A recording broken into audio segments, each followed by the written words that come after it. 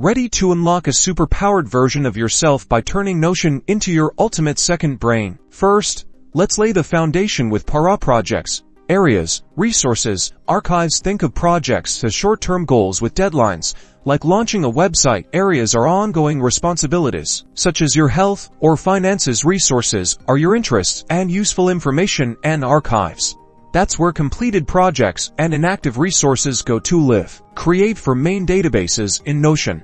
One for each PARA category. Label them clearly: projects, areas, resources, and archives. Think of these as the main folders of your brain. Now, when you have a new idea or task, ask yourself, where does it belong? For example, if you want to learn a new language, create a project in your projects database.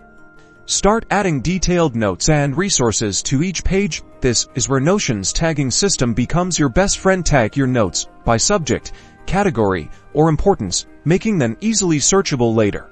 Link your databases together if your language learning project is related to your travel area. Connect them using Notion's linked databases. This simulates how ideas connect in your brain.